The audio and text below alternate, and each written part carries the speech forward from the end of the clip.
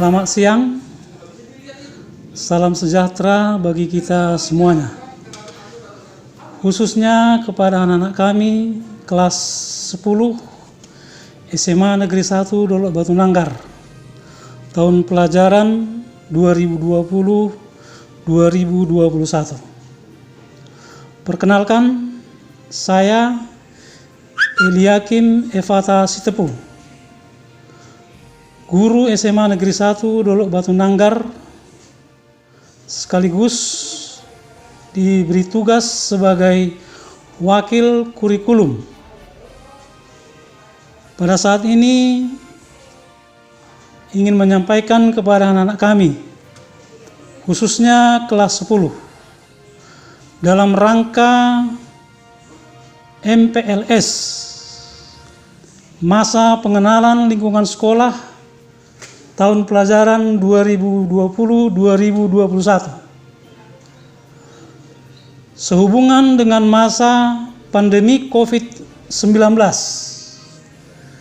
seyogianya pelaksanaan MPLS dilaksanakan secara tatap muka, tetapi sesuai dengan aturan pemerintah, khususnya tentang COVID-19, maka pelaksanaan MPLS dilaksanakan secara daring.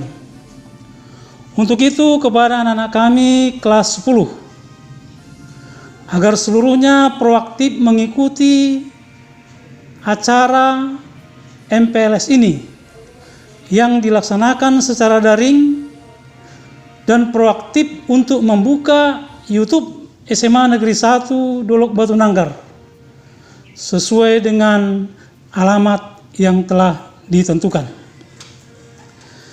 Anak-anak kami sekalian, dalam hal ini saya akan menyampaikan materi MPLS, yaitu tentang cara belajar yang efektif dan efisien. Sebelumnya, saya mau menyampaikan kepada Anda semua, anak-anak kami peserta didik kelas 10, bahwa di SMA Negeri 1 Dolok Batu Nanggar jumlah guru seluruhnya ada 73 orang, pegawai 12 orang, dan kepala sekolah. SMA Negeri 1 Dolok Batu Nanggar adalah SMA yang pertama sekali melaksanakan kurikulum 13 di Kabupaten Simalungun dan dihunjuk sebagai klaster. Dan sampai saat ini masih menggunakan pelaksana kurikulum 13. Nah, untuk itu saya beritahukan dalam acara ini bahwasanya di dalam kurikulum 2013 itu peminatan siswa ada 3.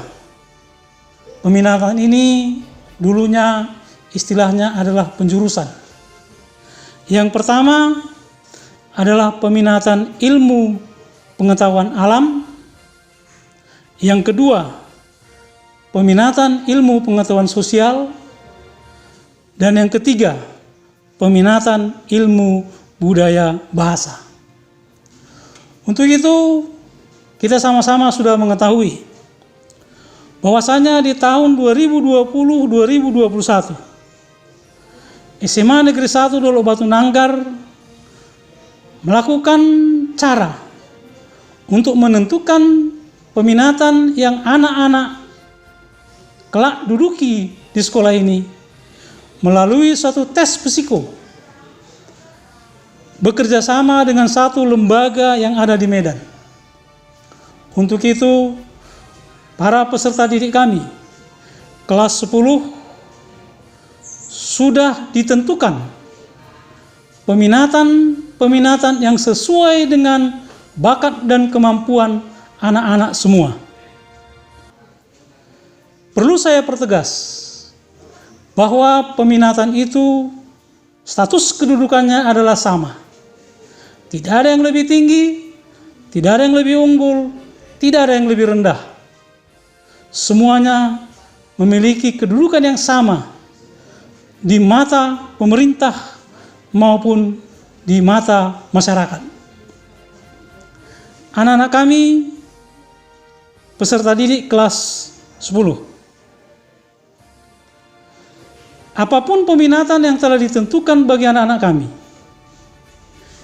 itu adalah sesuai dengan kriteria dan kemampuan yang telah diukur melalui tes psikotes yang telah anak-anak lakukan beberapa waktu yang lalu. SMA Negeri 1 Dolok Batu Nanggar dalam rangka meningkatkan kualitas pendidikan, mempunyai sarana dan prasarana yang sudah cukup baik, ditandai dengan adanya laboratorium IPA, laboratorium komputer, perpustakaan, dan sarana-sarana olahraga yang lain. Nah, sesuai dengan materi MPLS yang mau saya sampaikan kepada anak-anak secara keseluruhan. Cara belajar yang efektif dan efisien. Yang pertama, kamu harus tahu apa sebenarnya yang dikatakan dengan belajar. Karena kita tahu, sebagai seorang siswa, belajar itu adalah sebuah kewajiban sebagai predikatnya. Oleh sebab itu, anak-anak kami tentunya harus mengetahui bagaimana sebenarnya cara belajar yang efektif dan efisien.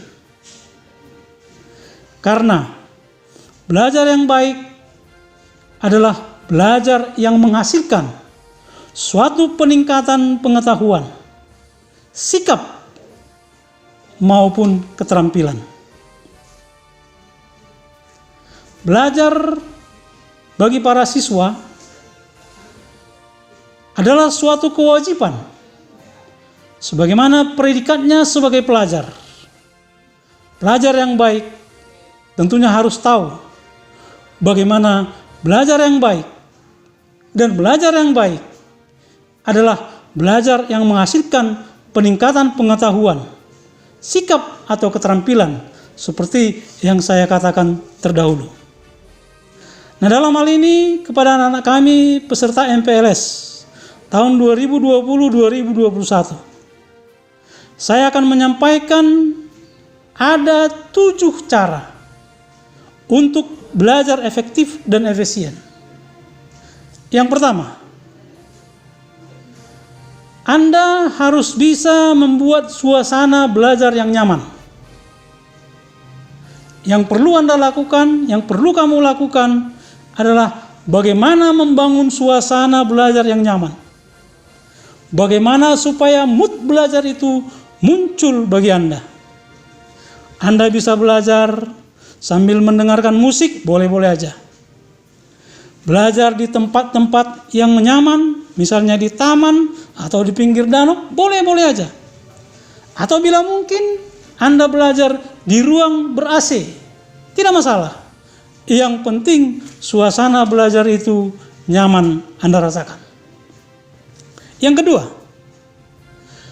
untuk belajar secara efektif dan efisien, sebaiknya Anda membuat suatu rangkuman tentang pokok pembelajaran. Ya, mencatat pokok-pokok pelajaran. Kenapa? Nah ini. Karena jika Anda membaca satu buku, tentu akan butuh waktu yang sangat lama. Oleh sebab itu, Anda sebaiknya melakukan suatu rangkuman tentang intisari.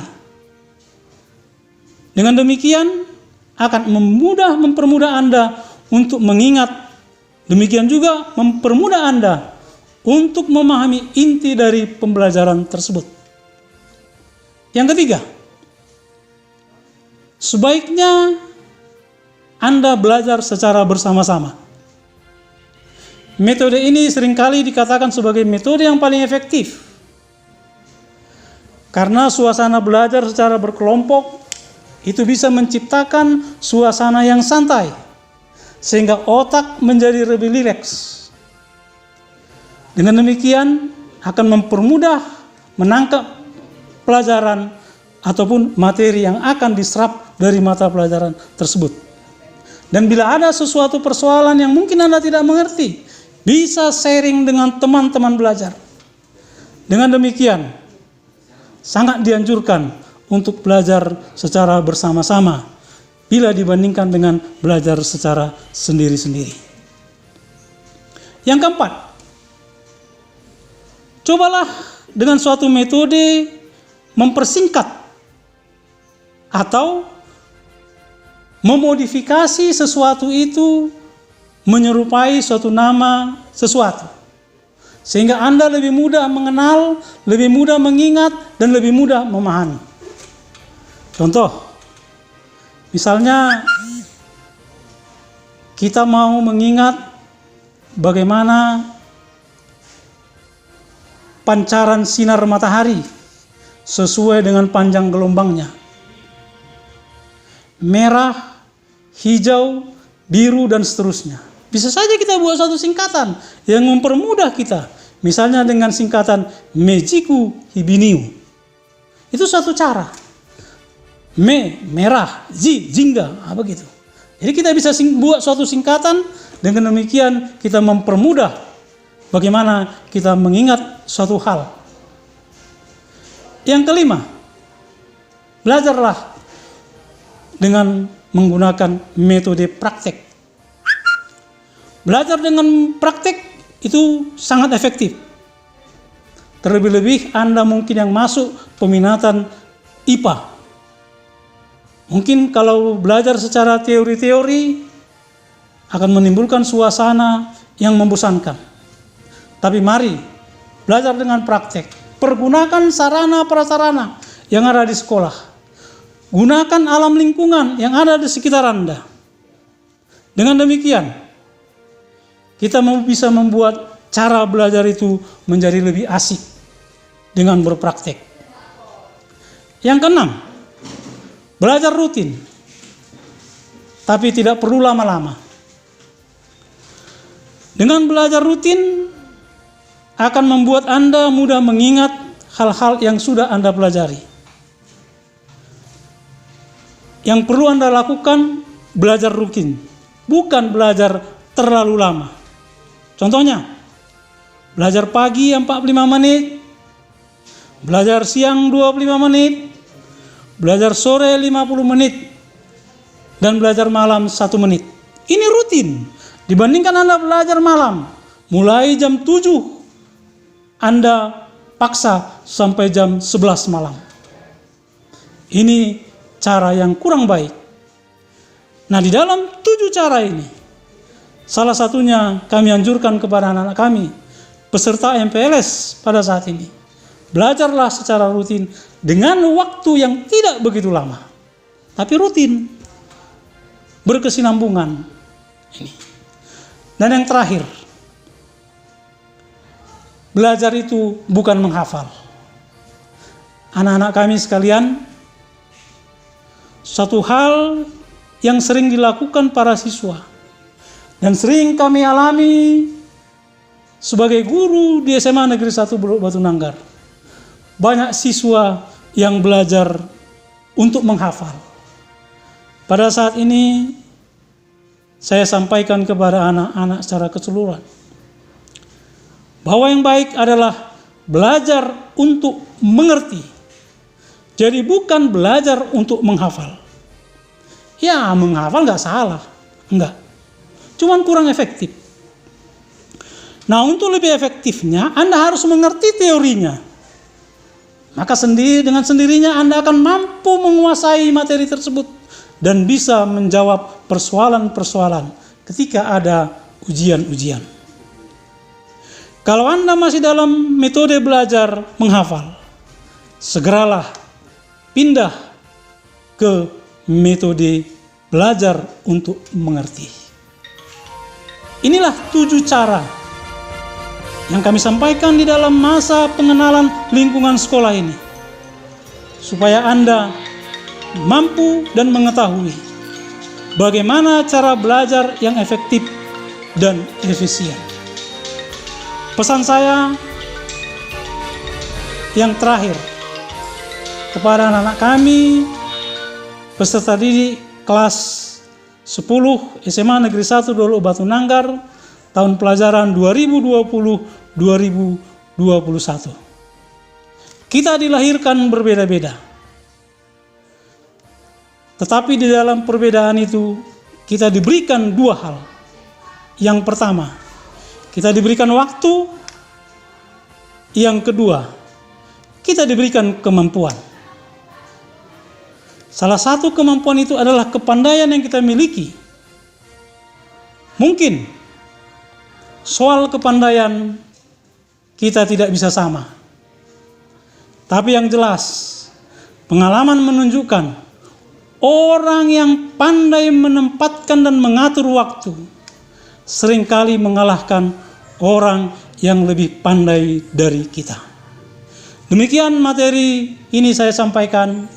Mudah-mudahan anak-anak kami peserta didik kelas 10 tahun pelajaran 2020-2021 SMA Negeri 1 Dolok Batu Nanggar bisa mengerti dan bisa menjalankannya serta melaksanakannya, sehingga apa yang ingin dicapai oleh sekolah melalui motivasi, melalui tujuan maupun segala sesuatunya bisa kita capai bersama-sama. Sehingga kelak Anda bisa kami terjunkan ke masyarakat menjadi orang-orang yang berguna. Demikian, selamat siang, salam sejahtera bagi kita semuanya. Horas, horas, horas.